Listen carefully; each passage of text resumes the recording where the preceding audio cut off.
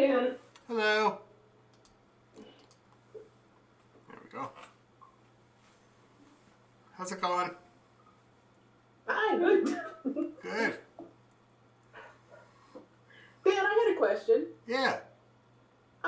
If you're at a session, like you were saying how there's several different versions of a tune, Yeah. what happens if you're not playing that version? I would imagine you just play very lightly, so whose lead do you take? Yeah, I mean, usually you take. What I do is I always take the lead of whoever's leading the session.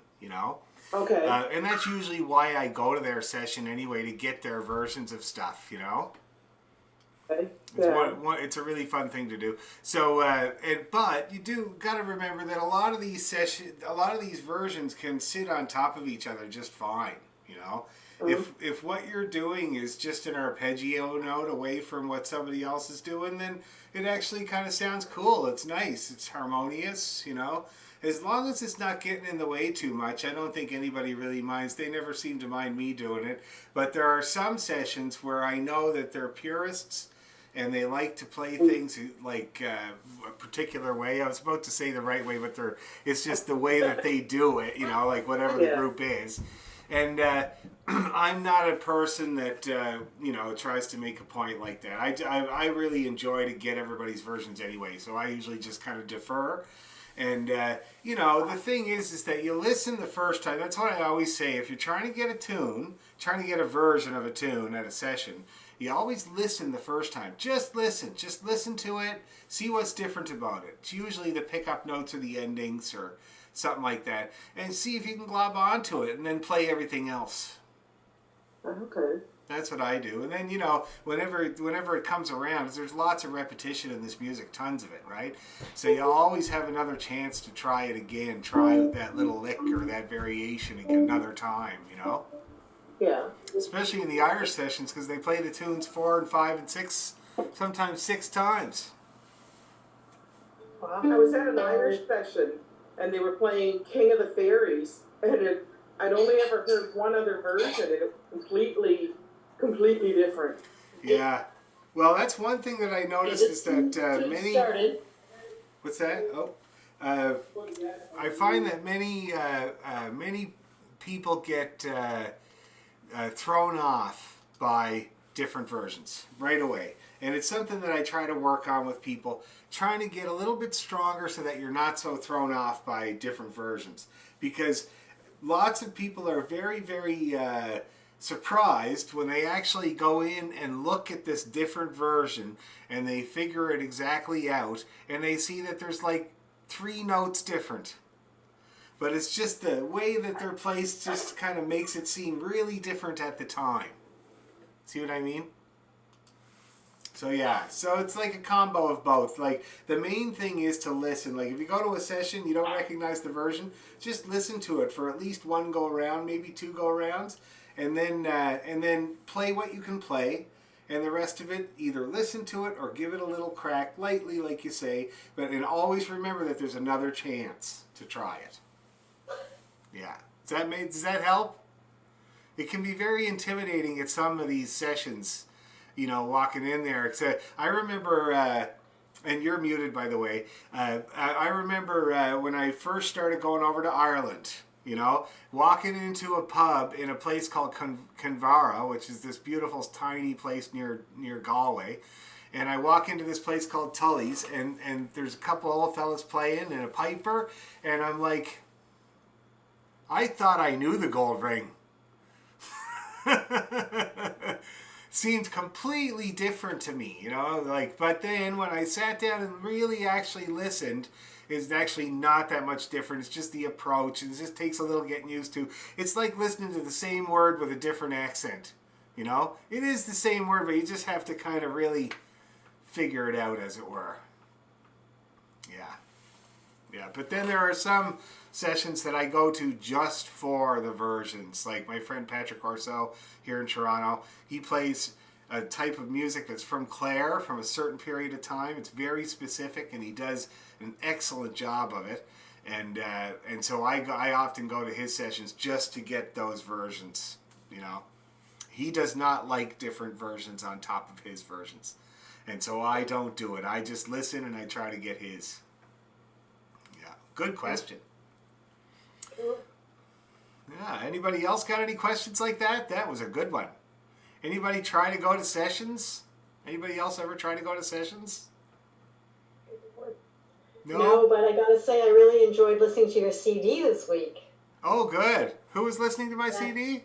I was, Elizabeth. Oh, cool. Yeah. That's, well, Yeah, thank you. I enjoyed the, well, at times it sounded like your fiddle was on fire. Well, it survived for the most part.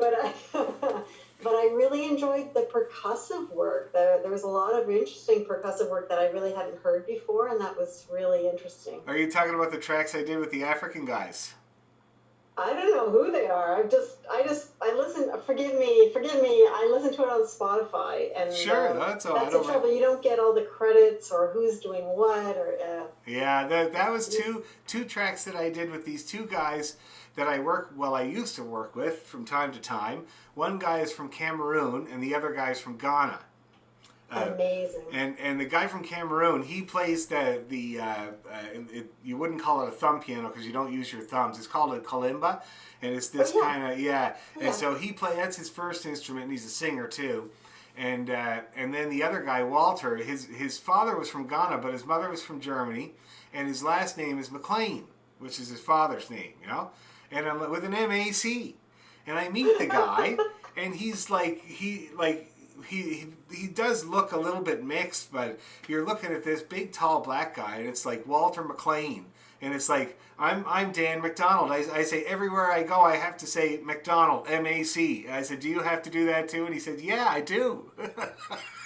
Oh my gosh. But that's a funny story. And then he told me that I asked him, well, how did you get the name McDonald? And he said that there was a Scottish guy in charge of his part of Ghana, his family's part of Ghana, and he had a secret family, this guy, and he was a McLean, which was a common thing back in those days. And he said it wasn't easy to get the info out of his grandparents either. So I said, so does that mean you're like basically, kind of a bit Scottish? And he was like, well, yeah. And so that's why we did the second one. We did a Scottish one right after that. Anyway, definitely worth put it on your playlist. It's fantastic. Well, thank you very much, and I'm glad you enjoyed it. It is so good, and there's a great blend, like that lament at the end. That's really a minor thing, and it was really good. Anyway. Is that Nathaniel Gass' lament for the death of his brother? Yeah. That one, holy mackerel, that was. And we could learn that one. That is not really a really hard tune. It's okay. It's simple. Put it on the list. It's just got a few parts, and so at some point or other, we should definitely give that a try. Kasha, no, this is not a new CD that came out in 2018. I'm not sure if you have it or not. You might. It's called Rural Urban. On Spotify.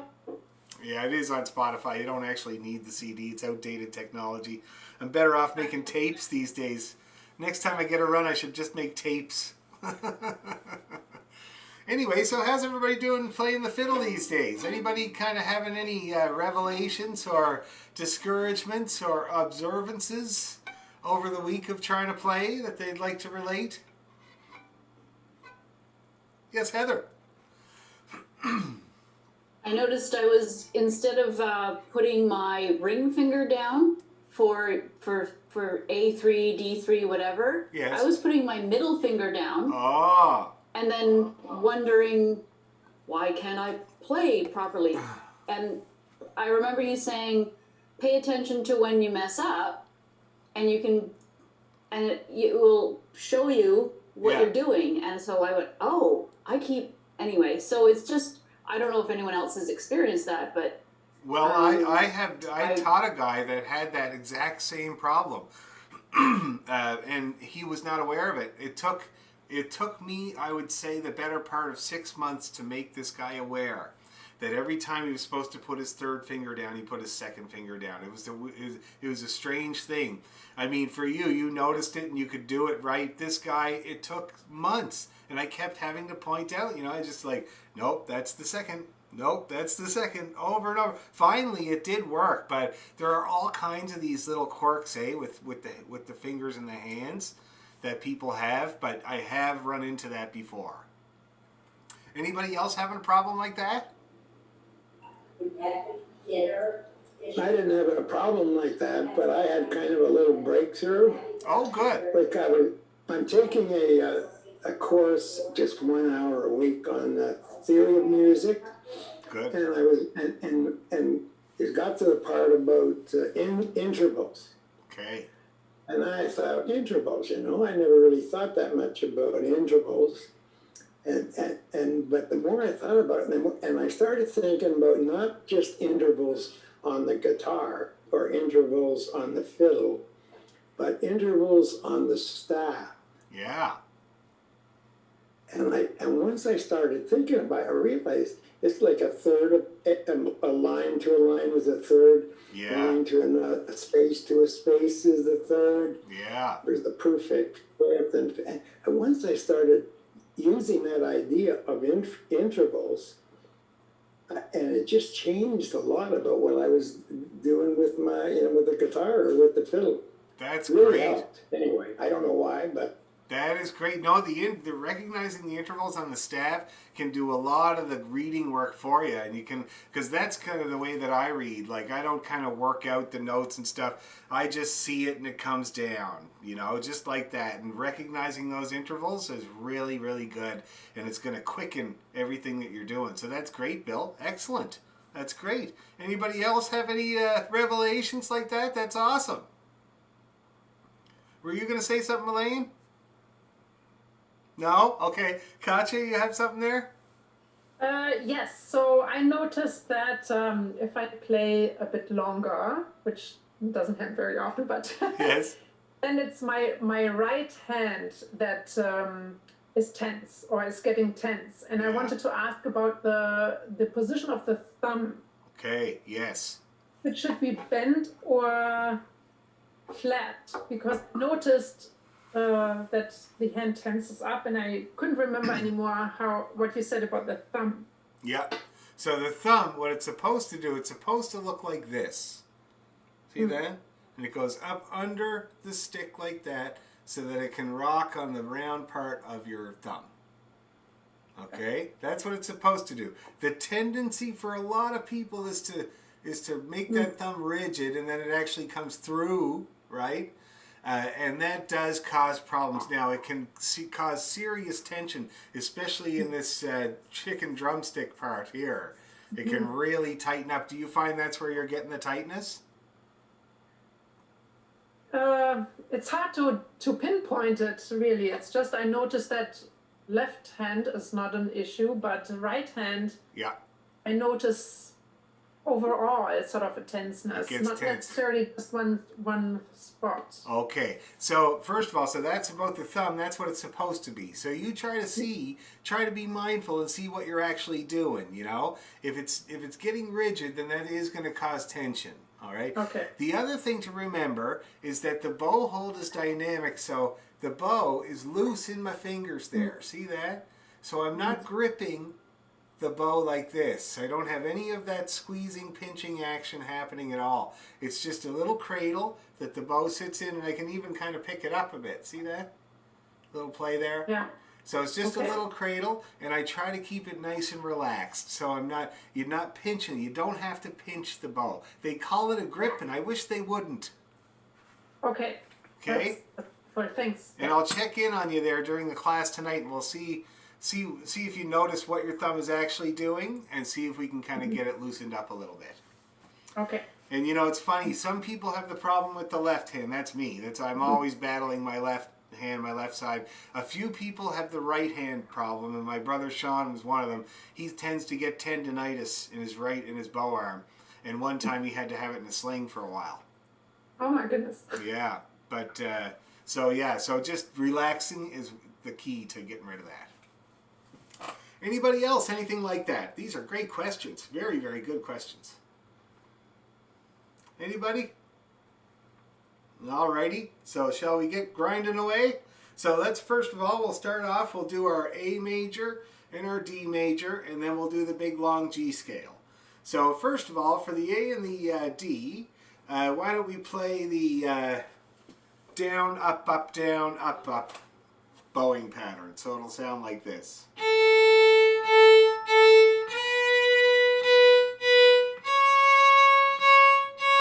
Now, is that tempo going to be okay for everybody, you think? Yeah? Okay, good. I'm going to turn my tuner on here. Oh, and we're going to, oh wait, I forgot. We're going to talk about tuning the fiddle. Because we had a few people that broke strings and everything else trying to get their fiddles in tune. I forgot about that.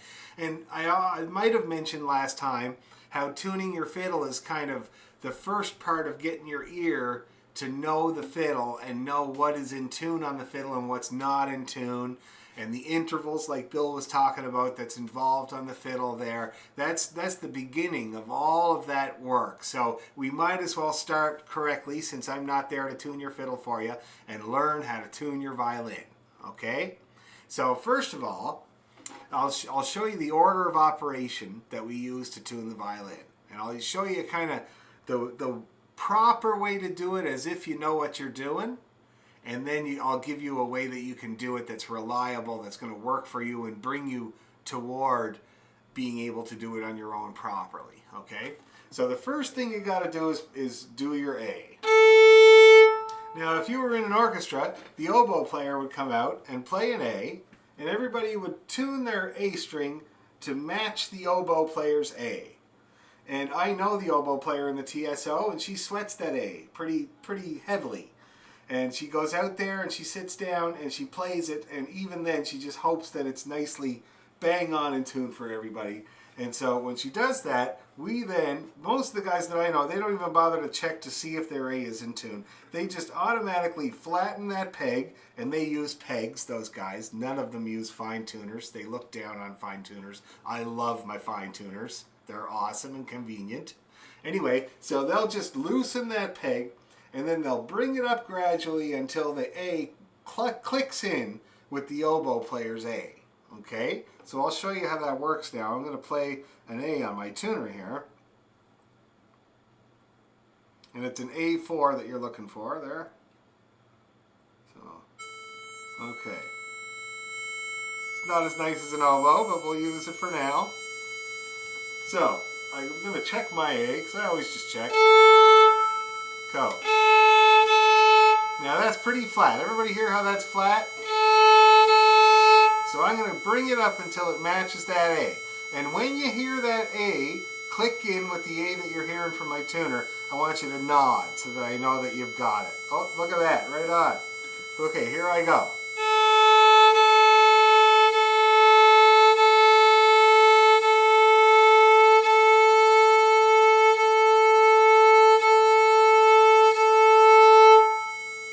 Everybody hear how that clicked in? Yeah? I'm going to do it once more just to be sure So here's Flatsville, USA. Horrible. My dad hated flat. Couldn't stand flat. Hated it. So here we're going to come up.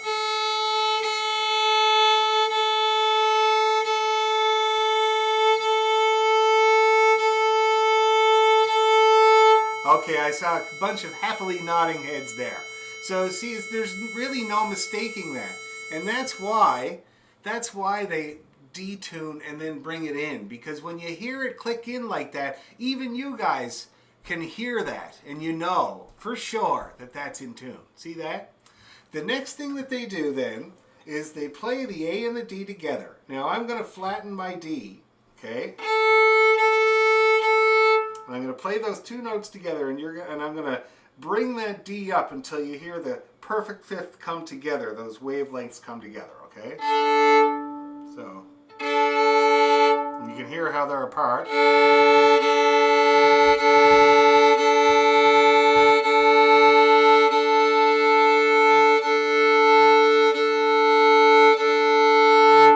Everybody hear that come in? Yeah? Great. Now I'm going to do the G. So here it's flat. Now the G can be a little trickier because it's so low.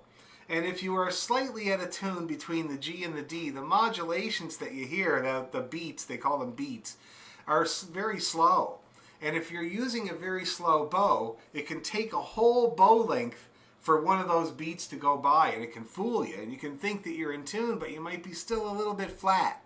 So it sometimes takes a little extra bow work to get that G nicely in tune. But anyway, so listen to this. Up she comes.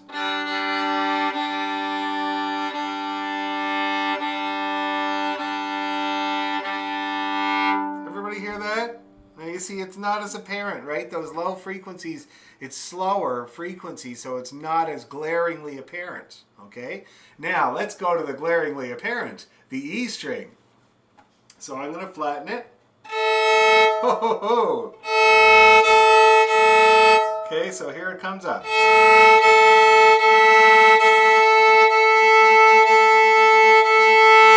Yeah, everybody getting that nice relief, eh? Woo! Okay, so that's how it works. That's how you properly tune your violin using perfect fifths. And when I say that, I mean playing the two strings at the same time to get that perfect fifth in tune. That's the proper way to tune your violin. Okay? And if you've ever been to an orchestra concert, or if you ever go again, you'll see that that's exactly how they do it. They all get their A in tune, and then when she stops playing the A, you can hear everybody start playing their double stops. Okay? Now that's not going to be easy for you guys at this point, the proper way of tuning your fiddle, because double stops are not easy. And we've tried them a little bit, and so you guys know that to get the bow steadily on the two strings at the one time is really, really tough at this stage. Okay? And we're going to keep working on it. So at this point, your only option is to tune each string to the tuner, which I suggest you do. It's the most straightforward way to do it at this point. When you do get them in tune, I do suggest you try some double stops. And I'm always getting people to do that. Keep trying those double stops with the angle, trying not to press down, just angling the bow till you get two strings at once, and eventually you will be able to do it on your own, just using that method. But for now, you use the tuner. So the big important thing with the tuner is to make sure that you're tuning the A to A4, the fourth A up from the bottom of the piano. The D is also D4, okay? The G is G3, all right? Yeah, it's D4, so it's the D above middle C, okay? So that's the D number 4. And then G is G3, so that's below middle C, okay, on the piano. And then the E is E5. It's the fifth one up. So it's not the E next to middle C, it's the next one up. All right? Those are the notes that your strings are. And so if you're tuning to a tuner, and I brought a tuner just to show you the tuner I was talking about last time, the Korg CA15, it's the cheapest one, it's very accurate, and basically it gives you the same indicator. So the green light is for in tune in the middle, the red light on either side is flat and sharp, and there's a little dial that goes along with it too. And it's the same type of thing. So with this Korg, a lot of them can't hear double stops, can't hear the two strings at once, but this does. Now, it flips back and forth between the A and the D, or whatever two strings that you're tuning while you do the double stop. But that means you're in tune. That's when you know you're in tune, because it hears both of them equally. All right? So that's how you do it if you're using a tuner. Just make sure you have the right number octave of the string you're trying to tune, so that you don't break one of your strings like happened to a couple people there. All right? So that's how to tune your violin. Now, is anybody having any success these days tuning their violin? Or who still finds it a big struggle? Who has a serious problem getting their violin in tune? Nobody? And I just find often, and I don't know if it's just getting the feel of the pegs, but I feel like I really have to like push in as I'm tuning. Otherwise, it slips all the time, and I find that frustrating. But I'm sure that's just getting used to the feel of the peg, right? That's not like a problem with. It's both things. So first of all, how cold is it where you are right now? Well, it's quite cold outside, but I don't bring my violin out. So I know, but what happens is, see, like, because here in Toronto we had a drastic dip in temperature recently, although today was warm, and it happened to my fiddle. So what happens is, even though it's it's different inside, it gets dry. As soon as that temperature drops, it gets really dry, and so the ebony shrinks. So the pegs shrink basically. And so that means that they're no longer meeting the sides of the hole because it's a tapered peg and a tapered hole. See that? So usually in the cold weather, like if you get a cold snap, usually what you have to do is you have to wedge them back in. And to do that, you just hold it, fiddle maker hold between your knees like that. Interlace your fingers, put it around your scroll so that there's a peg on either palm. I don't know if you can see that. See that like that? And then you just squeeze them in. And like see, I did it the other day to show another student whose pegs had slipped, right? Because of this cold weather. But I'll do it again today, and I bet you any money it'll still go in a little bit. Okay, that's really good to know because I'm afraid of breaking the neck. I don't want to like push too much. This here is really hard to get it to go in that way. I mean, that's the instinct is like when you're twisting it to try to push it in, but it's really hard to get it to go in that way because the fiddle just never stops going away from where you're pushing, So that's why you do that clamping thing. Okay, so what I suggest is the next time you tune it, before you even tune it, just give it a good clamp and then tune it. Now, if you're finding that your pegs like are not smooth, do you find that? Do you find that they kind of go ka-chunk, ka-chunk, ka-chunk when you're trying to move them? No, they've been pretty smooth. Oh, okay, that's good. But if you do find that your pegs are not smooth, that they chatter a little bit, all you got to do is flatten it like more than you think you have to, so that you get kind of a run at it. You get past the chattering, and then it starts to level off when you get closer to being in tune. It's kind of like going up a hill in the wintertime, You get a run at it, and then you hope that it gives you enough to get to the last little bit smoothly, okay? Does that help me there, Mimi? Yeah. Thank you. Notorious in cold weather that happens. It happens to everybody. If they won't stop slipping even when you drive them in, you can take them out and put chalk on them. Just regular old blackboard chalk, and then drive them back in there. That helps a little bit. Okay? Anybody else having problems keeping their fiddle in tune? Running into problems trying to get her in tune? Yes, Joanne? I just wanted to ask, so my E, the fine tuner is all the way down. Yep. And I can't get it any. I need to do something because I can't turn it anymore. Yep. So here's what you do. I obviously have to do something with the peg. Yes. So what you got to do is, first of all, you turn that fine tuner out as much as you can. Now, don't go too much, because if you go really all the way out, the last little bit of the fine tuner thread is actually pointed, so that it ends up being rattly in the last little bit. So you don't want to go that far. So you take it out like a good piece, so to give yourself some tuning room. That's what I call it. And then just tighten it up at the peg very gently until you get it mostly in tune, and then you might have to touch it up a little bit. Okay. Always remember one thing: if you're getting close to being in tune with your strings, it's far better to tighten up, to go from flat up to sharp to in tune, than it is to let off. Okay? Letting off the tension and to flatten your string is kind of unstable. It's an unstable way to do it, because if you think about like a big winch or whatever, when you let it off, sometimes you stop and it lets off you a little bit more, right? So it's far better, if you're sharp, it's far better to go below the note and then bring it up with a nice kind of level tension. All right? Okay, thank you. No problem, no problem. Yeah, because sometimes when that happens to people, they do the peg first, which means you can El Breako.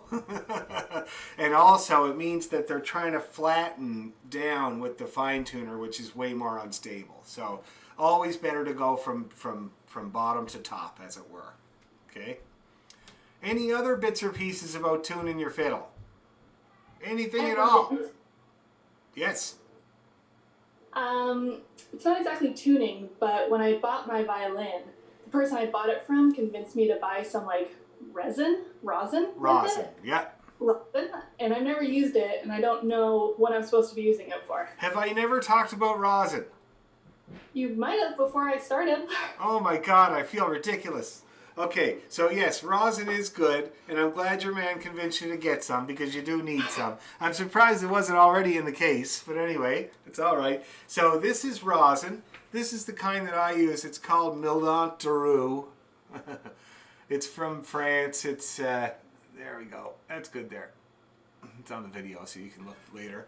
But it's from France. It's about $20 for a cake. It's not the cheapest. I wouldn't suggest the cheapest. You know, the cheapest rosin is the stuff it's a little block and it comes glued to a piece of cork sometimes. There you go. Katya's got some there. And it's usually what you get like when you get a beginner fiddle. It's sitting there in the case already, you know. And it's fine if you already have it, it's fine to use, but if you go to the store, I would definitely get something in the $20 range because it lasts longer and it's better and it's not much more expensive, you know. There are rosins that are very expensive. There's some guy in Austria that makes 8 cakes a year. Everybody goes after them, you know what I mean? But I like this French stuff because it's middle of the road. You can get dark rosin and you can get light rosin. My dad used to love the dark stuff. It was Heidersign Orchestra Deluxe. It was black rosin, you know, and it's grabbier, it's stickier, and they collect the sap later in the season. That's how they get the dark stuff, and the light stuff is earlier in the season. It's a little bit less grabby and sticky. What it is dried tree sap mixed with linseed oil. Everybody's got their own formula, okay? And basically it's just a sticky substance, and once in a while you take it out of the little box and you fold back the cloth and you just rub it on your bow. And I just do like a little dab will do you. You don't need very much. That's about all that I do at a time, about that. And what it is it's this sticky substance that spreads out on the horsehair, and it's basically what is responsible for the slip grip that gives you the vibration of the string. Okay? So if you don't have enough rosin on your bow, you'll find that it's really slick and slippery and you get no sound, hardly any sound at all. Let me see my dad's bow. I haven't touched it in a year, so it might be totally free of rosin. Because I use my dad's fiddle for hired gun gigs at bars, and I haven't done one of those in a long time. So let's see. And he had very, very cheap bow as well. But no, it still works. That's what I mean. You don't really need very much rosin. Most of the time people have problems with rosin is because there's too much on there. And when you put too much rosin on your bow, it creates this residue that I liken to the stuff right after they salt the roads. And there's this layer of a mixture of salt and ice that's slipperier than the ice that is below it. Well, that's what rosin residue is like. And so it can make your bow slip around just like not enough rosin. And it can cause these little squeaks and pops, and it dries out on the edges and stuff. So most of the time when people have problems with rosin, it's because of too much, not enough. Not enough. But if you find that your bow is slippery and that it's not making very much sound, then it needs rosin. And you just rub it on like I just did. If it's a brand new cake of rosin, you might have to rub it quite a bit to break through the hard, glossy surface. And you'll see it rubbing off just a little bit there. And you don't need much, but that's what it is, and that's how you use it. Okay? Okay, thank you. No problem. Can't believe I didn't talk about that. My friend Otis in Cape Breton makes his own rosin. And one time he was you have to boil it, and he was boiling a batch of it, and it just spontaneously combusted. And Otis is like Grizzly Adams. He's got like hair and a beard like right down to here, and he lost 6 inches of his beard that day because of that varnish fire, or the rosin fire. So, you know, people go through a lot to get it to us. Anyway, so that's the deal with rosin, and it's a really good idea to keep your bow rosin, but not too much. Now, I'm just going to tune up again because I was tightening the pegs in there, and I know that it affected my tuning. So I'm going to tune up one more time, and you guys could check yours as well.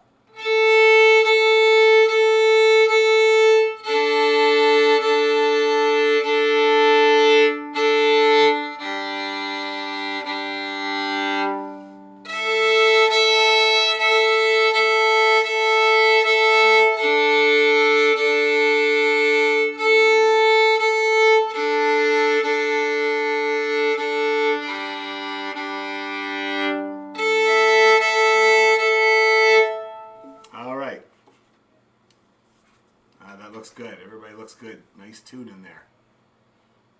Yeah. That's good. Now, when you're tuning, try to use a regular bow speed and weight. Okay? So try not to do little or digging in a lot. Just try to use what you normally use, okay? Because the weight of your bow on the string can affect the intonation. And if you're looking at your tuner, if you dig in too much on your string, you'll actually see the tuner drop pitch a little bit. See that? Even though it's totally perfectly in tune. But if you slow down and dig in too much, then the tuner will give you a false reading. So you want average bow speed and weight, and just move the bow like that and look at the tuner after you've moved the bow. Okay? That's the way to do it. All right. Now, so for next week, I'd like to see somebody tune their fiddle for me, or have somebody relate to me their tuning experience for the week. And we'll see if somebody can actually do it. Would be really, really good. Okay? Now, let's get back to the scale. So is everybody in tune now? Yeah? Pretty well? Close enough for Irish, as they say? So let's try the A major scale, and we're going to do the down,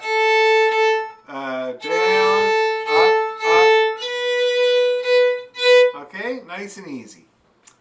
Ready, and...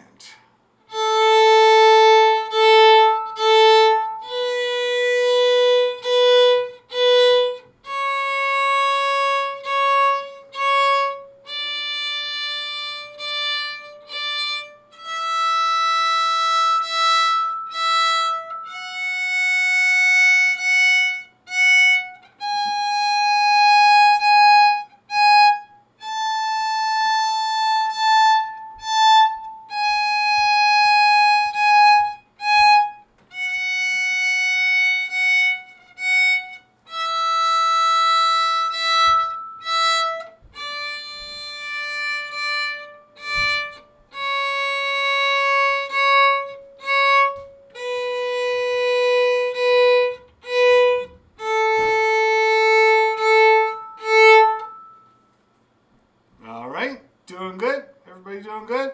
Let's go to D. And let's do a different bowing pattern. Let's do the hop bunny.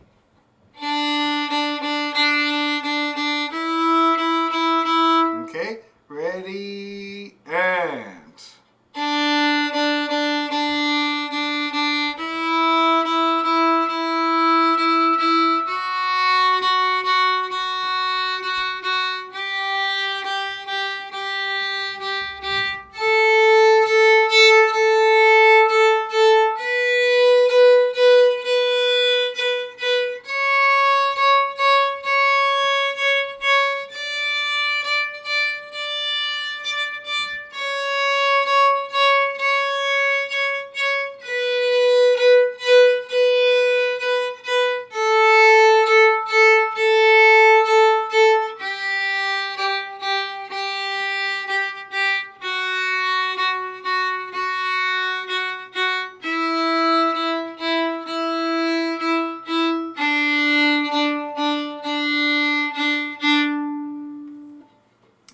Bows look great. How's everybody feeling? Doing pretty good? Decent sounds? That's great. Okay, now let's do the G scale, and maybe we'll do the chicken. Give us lots of practice at it, that's for sure. Okay, so we're going to go... We'll go a little slower than that, though. Okay, ready, 2, 3, and...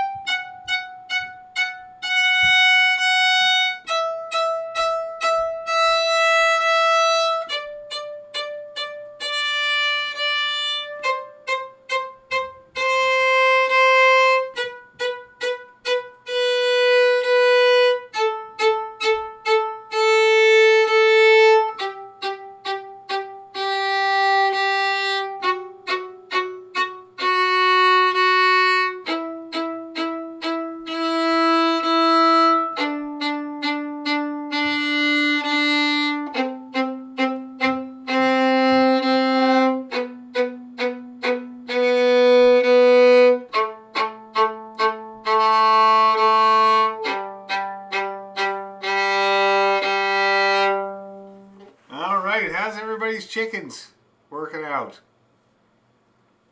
Not too bad? Good.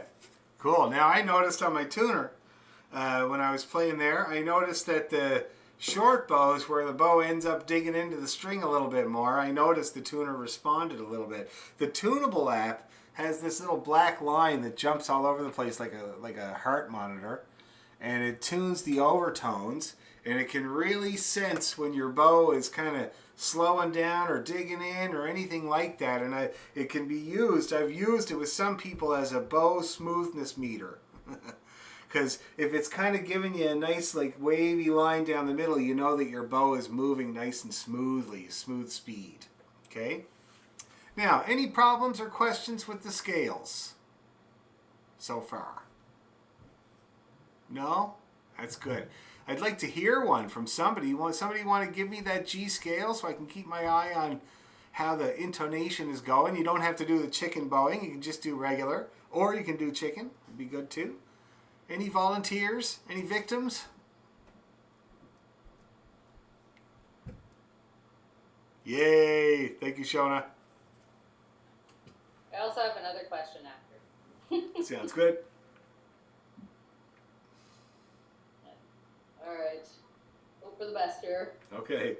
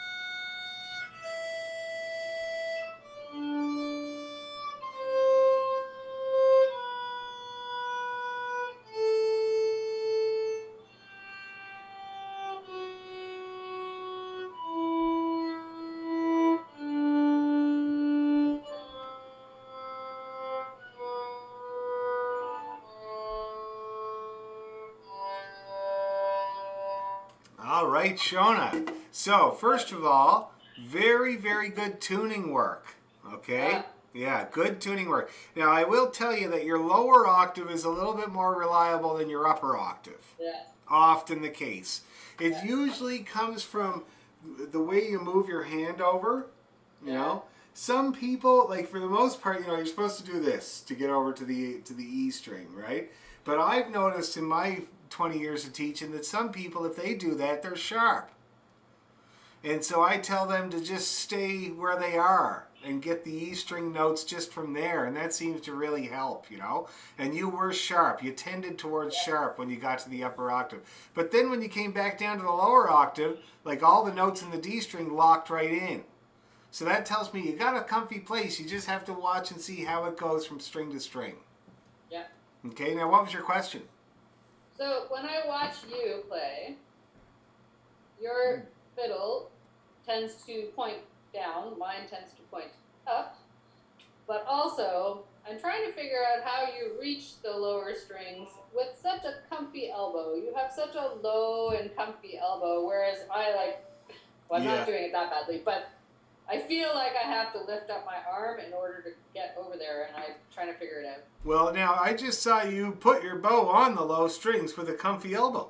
Oh, did I? Okay, You did. good. That's good to know, because I've been trying to figure it out. Yeah, and that is how I do it. Look, check it out. So for the G and the D, my arm is straight. See that? And for the A and the E, my wrist is cocked like that. See that? That's it. That's how I do it. G and D, A and E. G and D. Oh, okay, so you're bending more for the... I get it now. And I'm using my fingers too. Remember bow push-ups? Yeah. So A and E, see that? I kind of like that. Yeah. G and D, I kind of go up in the air like that. See that? Okay. Now that's not to say that my elbow doesn't move a bit, but it always follows.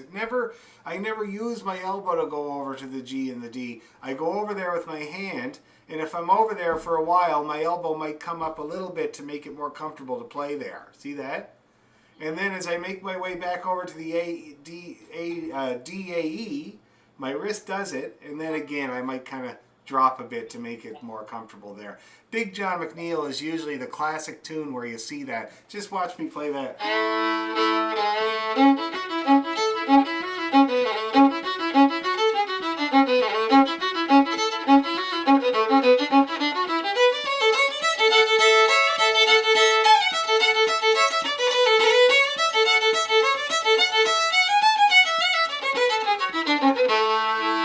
See how I did that there? Yeah. And then the elbow kind of just follows a bit, but I'm not even thinking about the elbow. Mostly it's the, I always say that I'm pointing over there with this finger here, pointing over there. See that? And then for this side of the fiddle, pointing over there with these fingers, splaying them out and getting the bow over there. See that? Okay. Okay. In terms Maybe of I my have to do it fiddle, with my hand up. yeah, probably, and the tense hand kills that, eh? Yeah. The tense hand makes it really hard to do that because you're holding the bow at the same time. Now, you were asking about my fiddle coming down. That's just laziness, first of all, and second of all, because I'm kind of showing. See that? Yeah. But no, when I'm normally playing, I'm hoping to be up here. Yeah, it's better. Okay. Yeah. Any other questions, like about Shona's progress there? Anything that you might see in your own hand that you're doing the same thing or anything like that? Really good though, Shona. We're getting there for sure. And the tuning work is the most important thing at this stage. Keep tuning those notes because you're doing a good job of it. All right. Anybody else want to try it? Oh, come on. What about a brand new person like Stacy? Would you like to try it, Stacy? You sure? Nothing bad can happen. That's all right. Okay, let's just do it again then, shall we? So we'll work out our jiggle. We'll do the jiggle. And we'll do, say, and then move on. So that's 1 and 2 and 3 and 4 and then move on to the next note. All right? Nice and easy with a nice loose wrist. 1, 2, 3, and.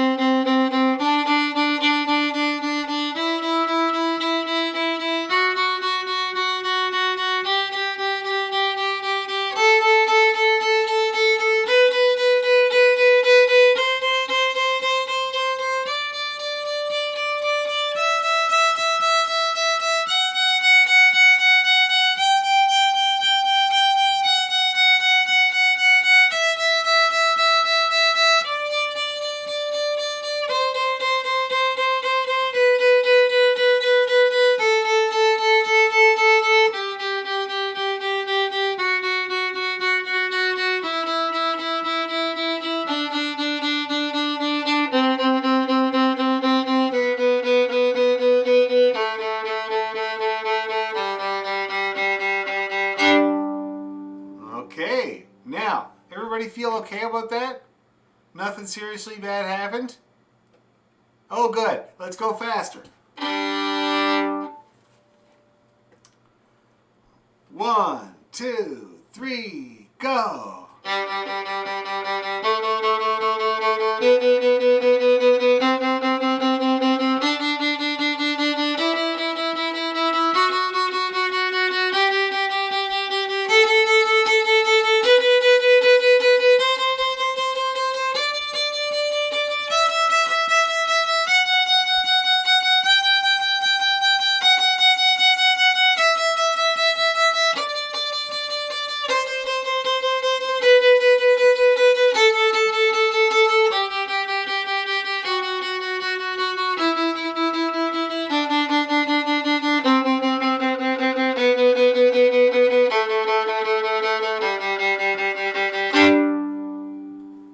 All right, a little more challenging, eh? Any victims? All survivors? Oh, yes, Shona. So as we go along, I find that I'm gripping more and more up here. I'm trying not to. You have any hints? It's a hard one. Well, the fact that you're aware of it is half the battle. You know, Yeah. as soon as you feel that tension, you know, I've heard of it. For myself, I do a lot of breathing. You know, I try to exhale. That's the main thing. Try to exhale. When you do, try to breathe into that arm, as they say in yoga class, and that really does tend to kind of loosen it up a little bit. But other than that, think about a nice beach with 25-degree weather, you know, with a nice little breeze there, and it's like a waiter just handed you a drink. I don't know. Something like that. It's a hard one.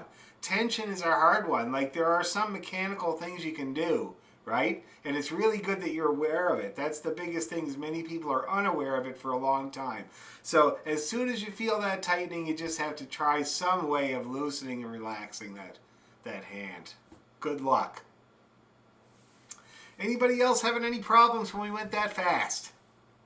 Because when you go fast is exactly when tension creeps in. That's exactly when you notice it. So, anybody notice anything like that?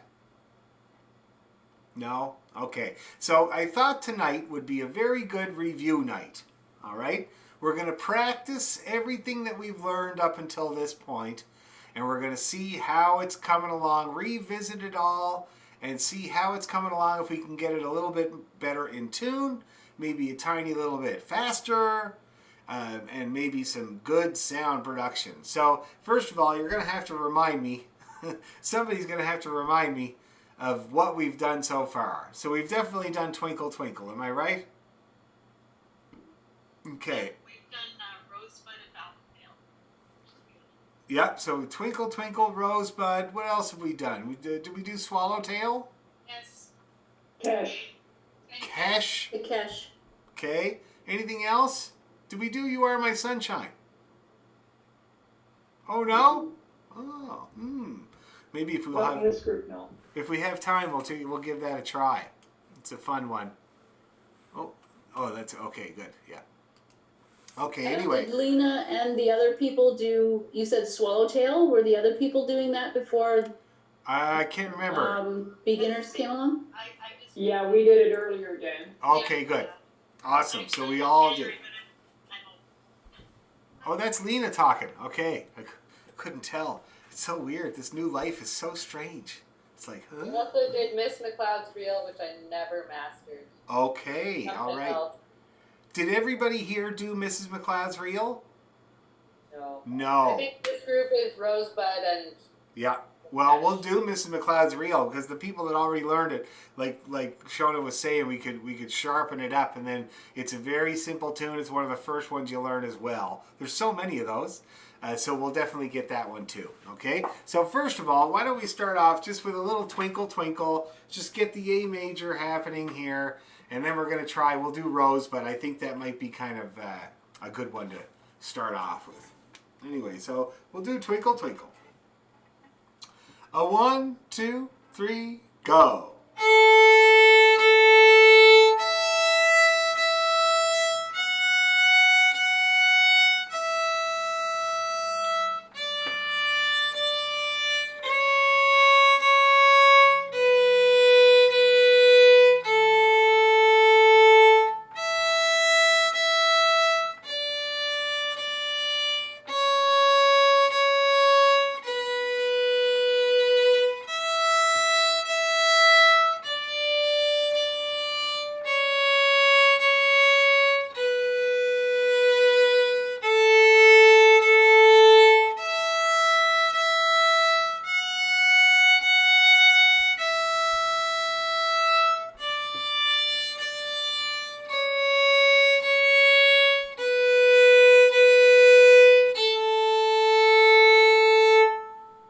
All right, how was that? Was it twinkly? Everybody twinkling. Let's go faster. Oh, before Christmas we did swallow. Oh, look, Lena's on the ball. Lena's got the good memory. She's texting me here. Before Christmas we did Swallowtail, Miss McLeod's High Road to Lipton, and Tell Me Ma. We'll get Tell Me Ma as well. Really good one to get. Okay? Anyway, that's great. Thank you, Lena. Faster. Twinkle, twinkle. A 1, 2, 3, go.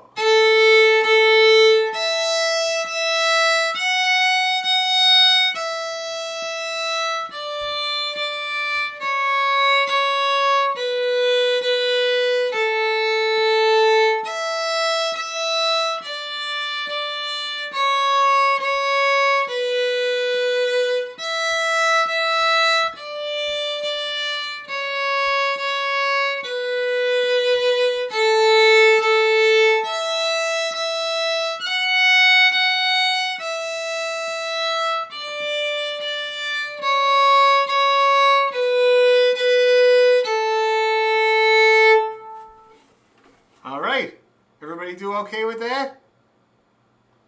Cool. Shall we go even faster? I think so. Now, as we go faster, try to resist the urge to use less bow. Try to get just as much bow in there, okay?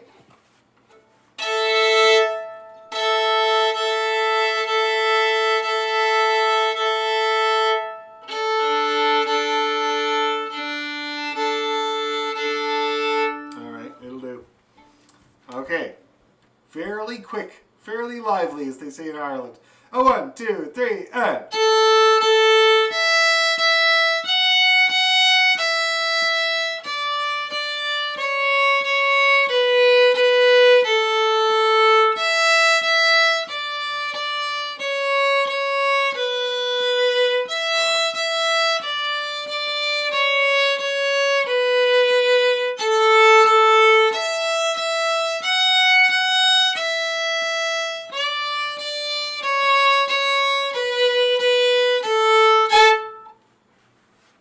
All right, that looked like fun. That was good. Okay, so now let's think about the old rosebud.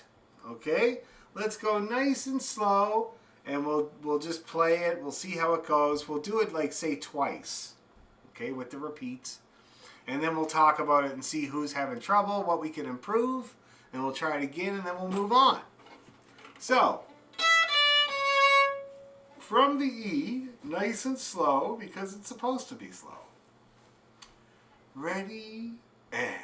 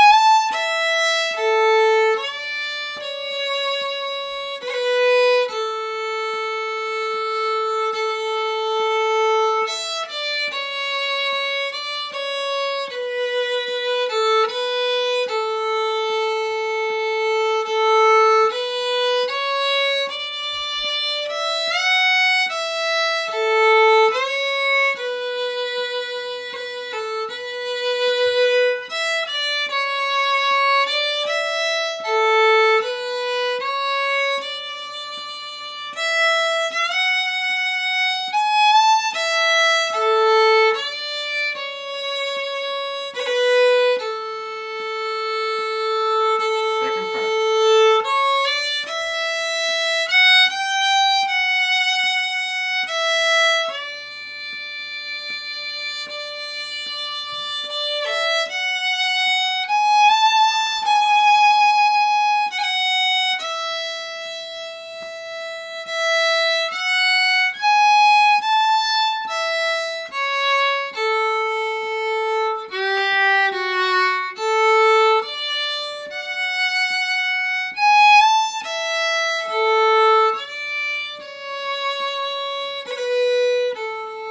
Repeat that part.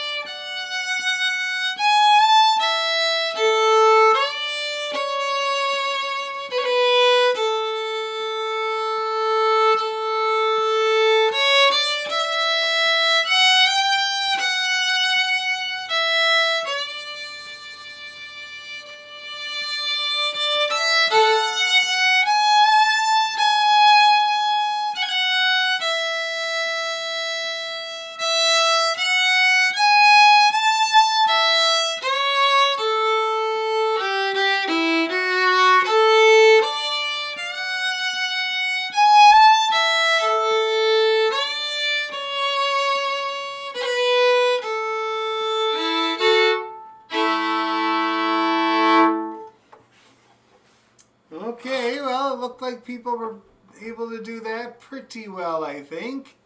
Now tell me, first of all, who thought it went really well? Give me a thumbs up if you thought you did really good. Excellent. Very good. Anybody else? Yes. It's great. Perfect. Excellent. Now, who were victims? Who barely made it? Anyone? Anyone? How about you, Mimi? How'd you do? Pretty good?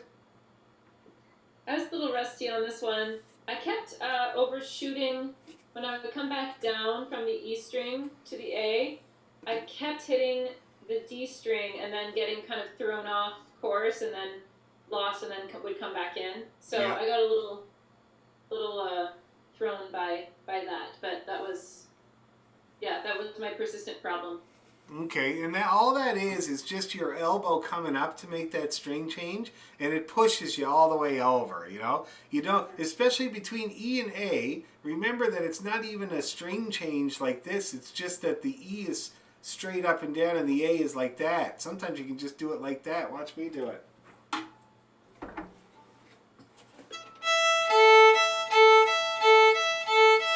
See that scoopy little move I make there?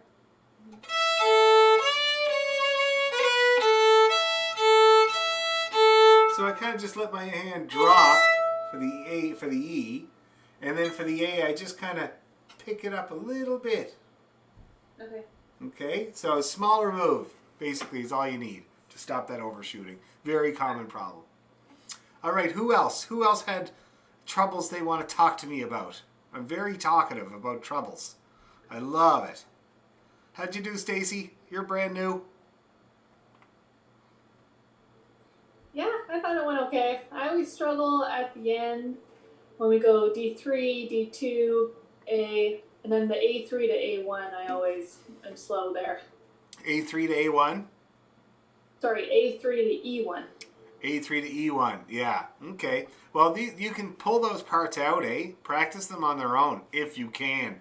A lot of people have trouble doing that, but if you can do it, it's very strengthening. Okay. Yeah. Yeah, it always sounds better when you're playing with me, so.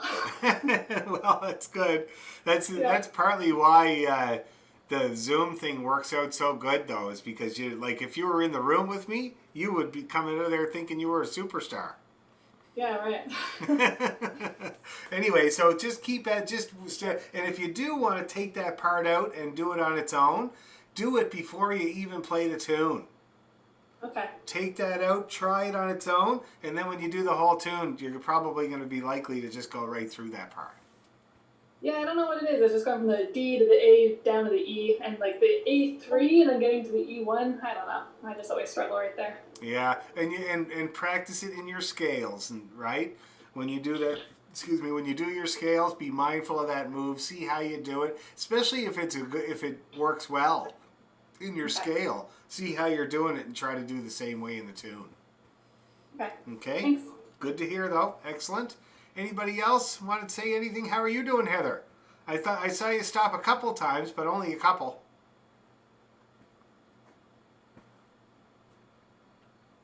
Yeah, just learning it. I think it's exactly the same as Mimi. Going from A3 to E1 is a bit tricky. Yeah. And with this, I don't know if it's, well, I guess it's me. And again, it's about practice.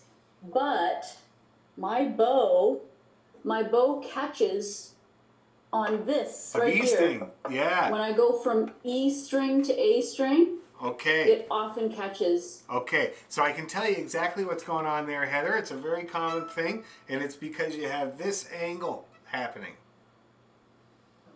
So, and some people, you might not have that angle when you're playing on the E, but then when you go to change to the A, it looks like this.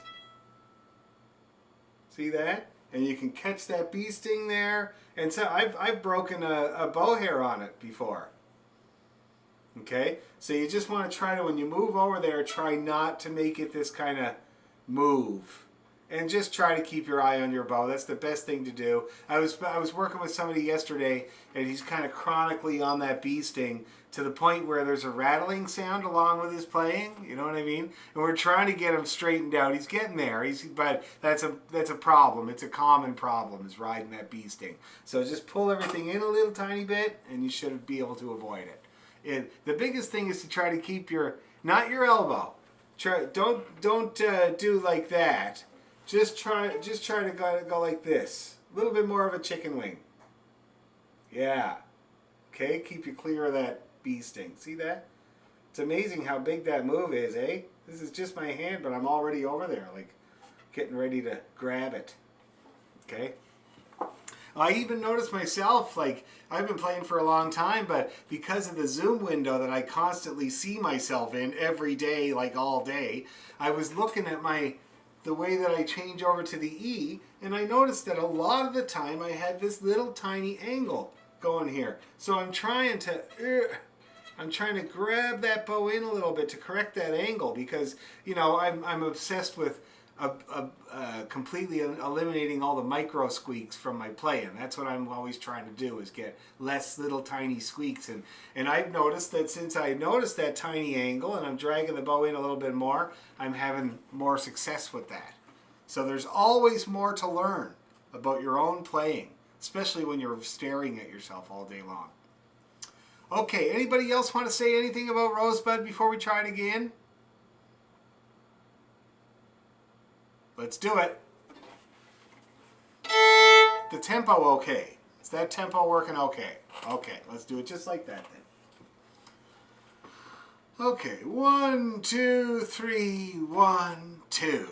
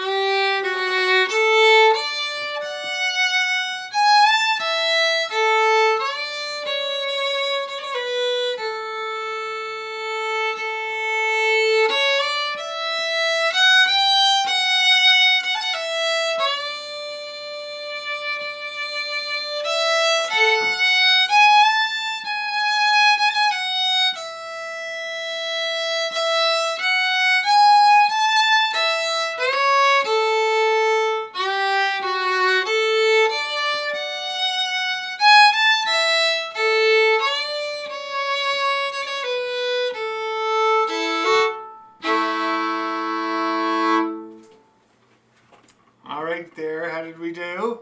How's everybody feeling? That was a workout, I know. Workout and a half. How was the faster, a little tiny bit faster? Did it work out okay? Yeah? Did it stop anybody? Okay, good. That's great. So we'll keep working on that. That's going to be really good. Now let's see. What's the next one? Swallowtail. Why don't we try the old swallowtail? I would do the cash because I think only half the people know. Oh, that's what I meant. Oh, I think everybody did the swallowtail. Did they? Oh, I don't No? think so. Oh, maybe No, not. the new people. Okay. I meant the cash. I meant the cash.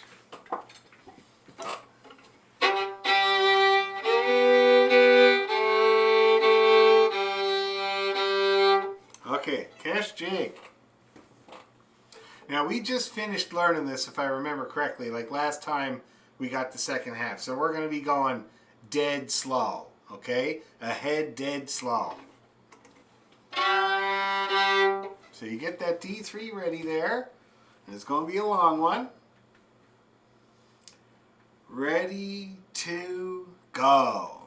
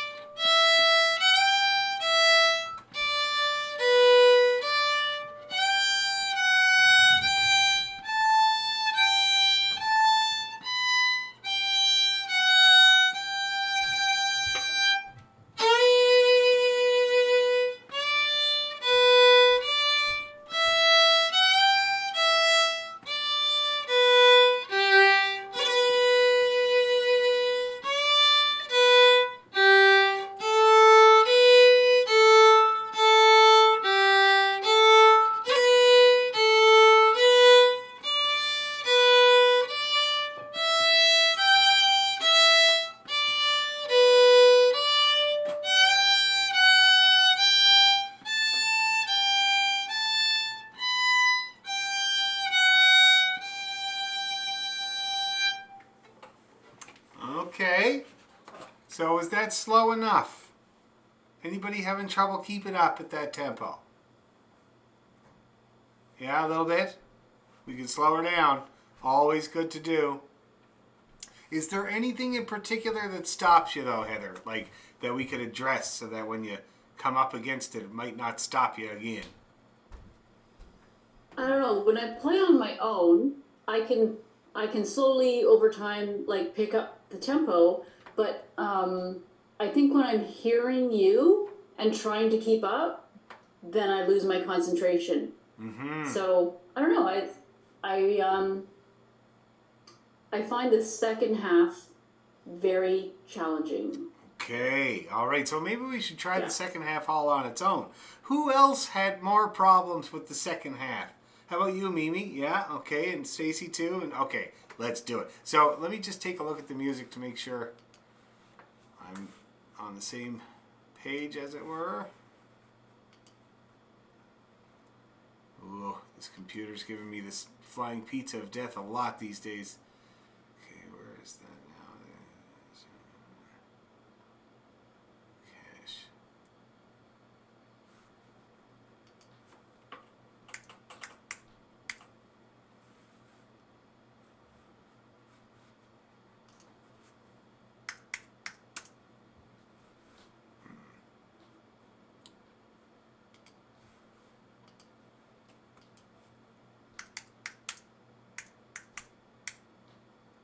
Oh, where's my music for it? Okay, I'll just look it up.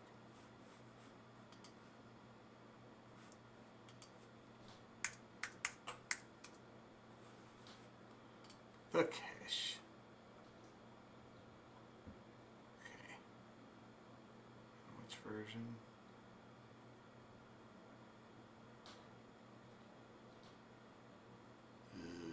There we go.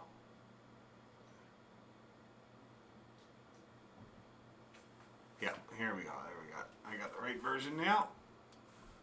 So the second half, so we got the long B's, and then we got the DBD,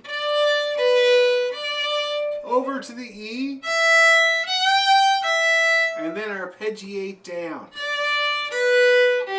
So let's just try that phrase there, guys. And it's the opening phrase. We got to be really strong at it. Okay, so we'll try that long B. Ready to go. Long B. 3 1 3. E 2 E. Back down to 3 1 D3. Now that's kind of a rough move there. I know. I'm not responsible. It's whoever wrote the cache, but let's just do it again, okay? Long B, ready, and B. 3 1 3. E 2 E. Back to the 3 1 D3. Okay, is that a little bit better? All right. Now this time, let's do that first phrase once more, and we'll keep going. All right? And then we'll practice the ending, and that should get us a little bit better with the second part. So now, we'll play that first phrase again. Long B. Ready to go. 3 1 3. Open to open. Back to the 3 1 D3. Long 1. 3 1 G A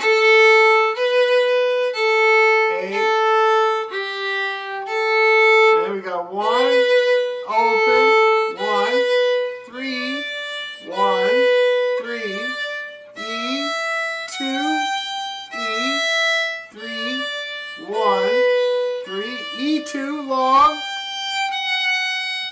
Whoops. 3 2 3 4 2 1 2. Now, did we get along a little bit better that time? A little bit better? Okay, good. Let's grind it like that, just at that speed. Let's do it a good couple of times, all right? Second part, just the B part. Okay, long B. Here we go. 1 2 go.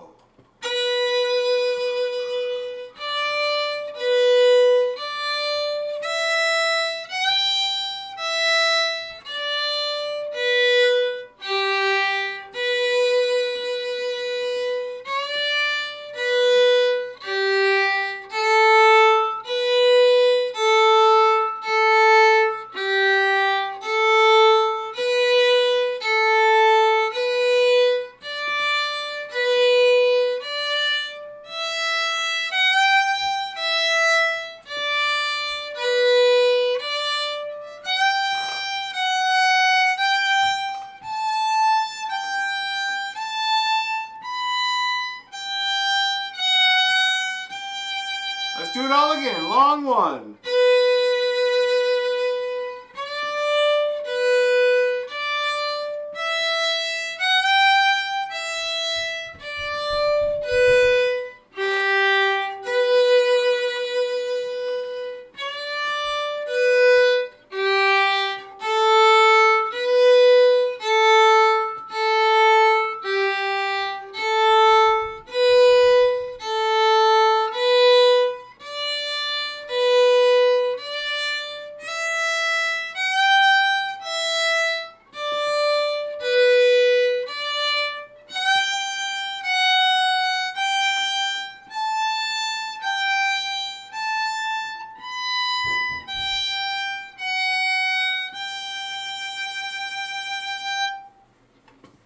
How we get along that time?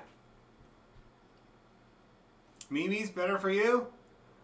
Yeah, a little better. I have a style question or a notes question. Second last measure, you Yep. got a little twiddle over the E2, but I noticed that you've been playing another triplet, like another G, F, G, and then A, G, A. Is that sort of the meaning of the twiddle is stylistically in this piece, or is it just kind of like...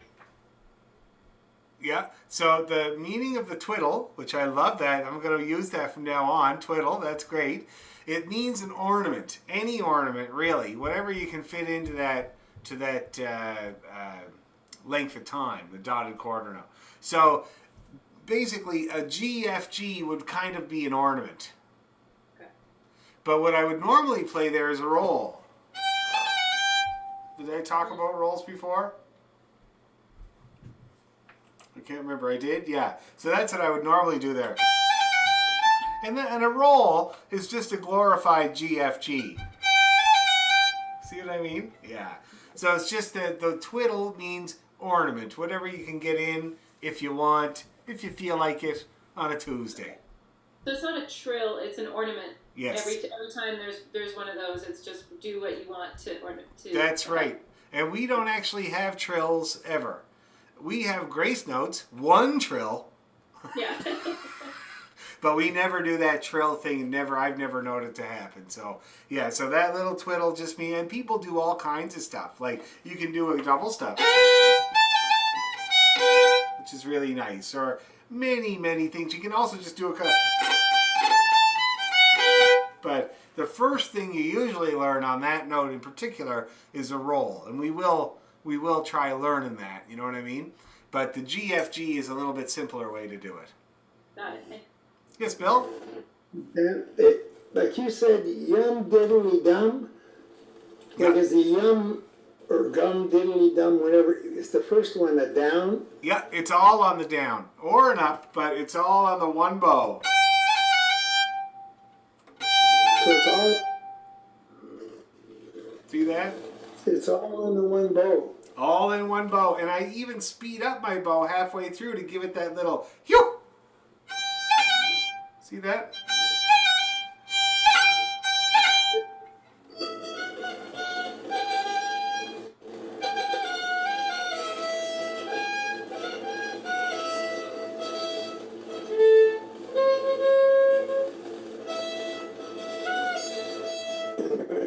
So it would be, look, check this out, Bill. It would be 2, 3, 2, 1, 2. All in one bow. 2, 3, 2, 1, 2.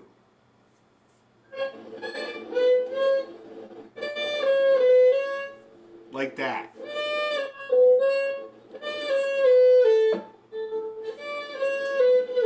So on the E string, watch my hand again.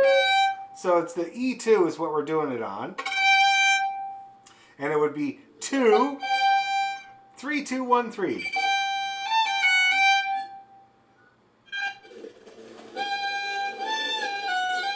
Perfect. That's a roll. Yeah, two rolls, but Those are rolls.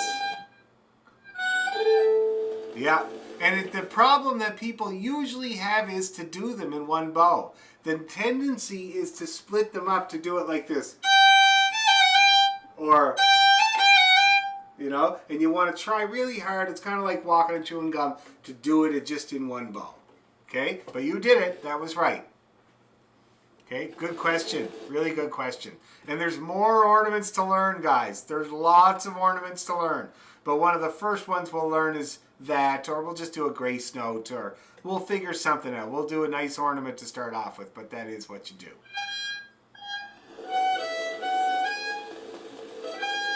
Not as good as you. Yeah, that's it. Right on. You got it. Okay. they're back on mute. That's all right. Oh, you did it there, Bill. Very good.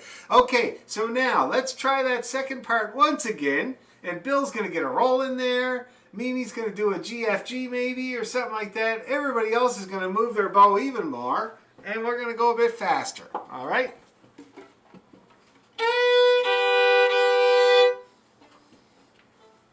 All right.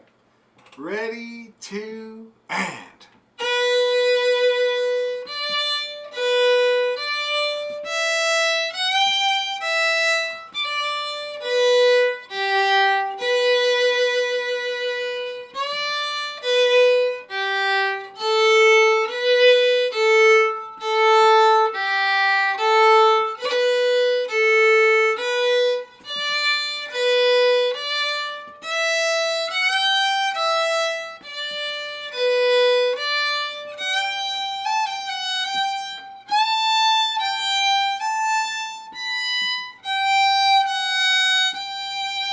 Begin.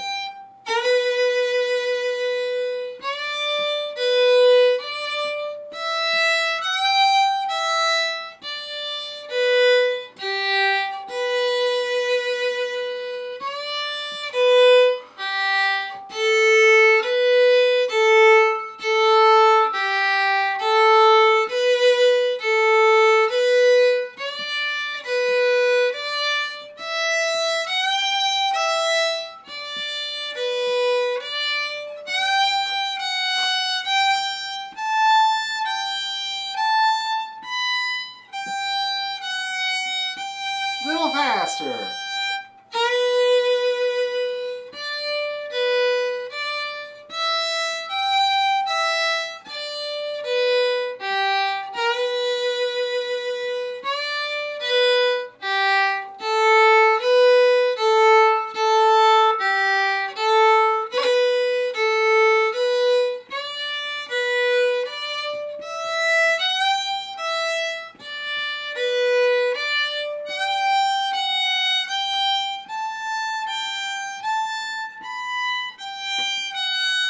Last time, I swear.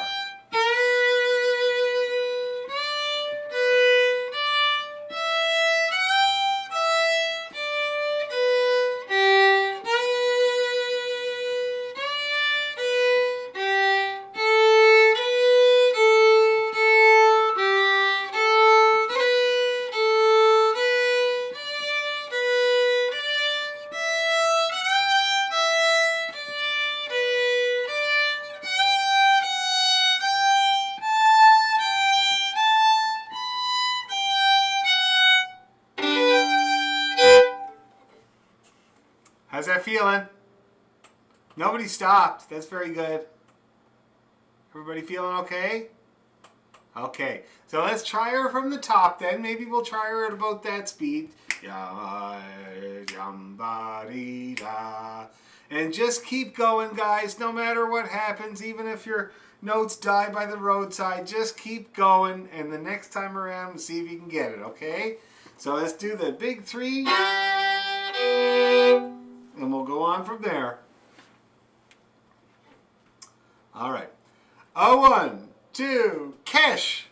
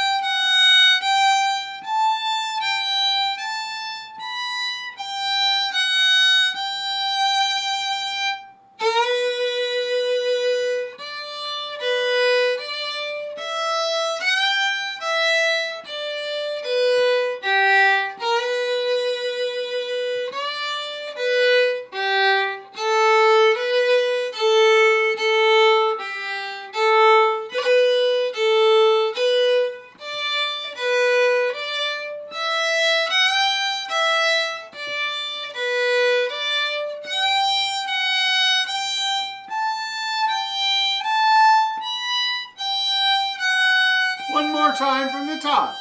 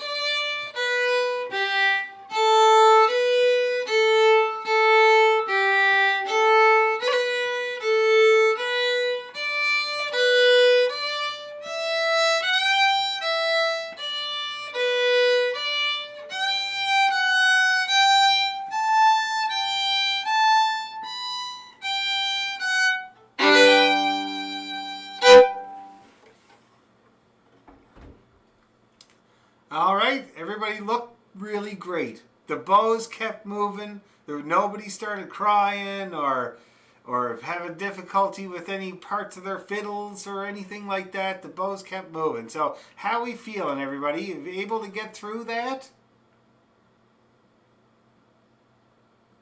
I felt pretty good about, it was the first time I could kind of feel changing my string without having to kind of look at it. Ah, good. So I could just kind of look at the music and plop my fingers down and move my bow without, and I didn't always get it, but it was the first time I really played around with that, so that was cool. That's great. Excellent. Okay, good.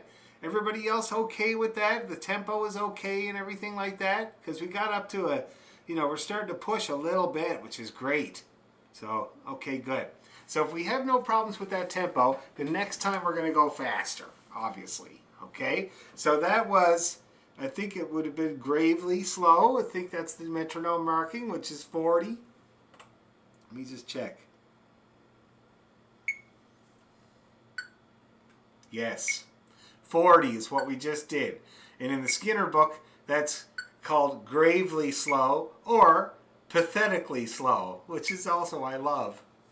Anyway, so 40 is what you're at, and it's a really good tempo. Everybody's able to get through it. You can lengthen your bow with that tempo, so keep going all week at 40. Don't bother trying to go much faster. Maybe give it one crack if you want to. Otherwise, keep it going steadily at that 40, nicely in tune.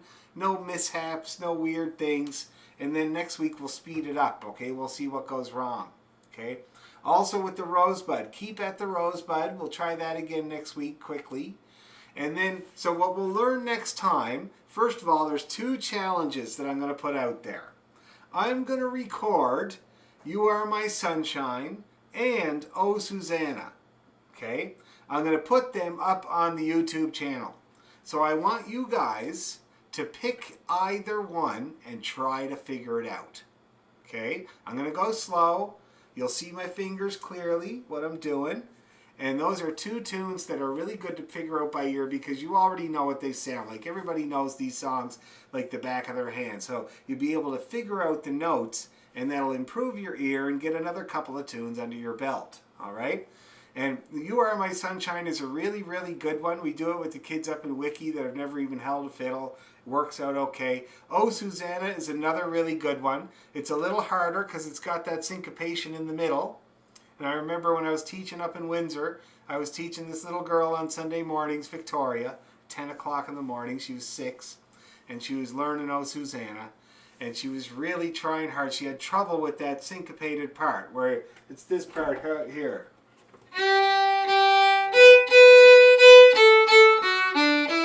See that? Just trying to get that rhythm.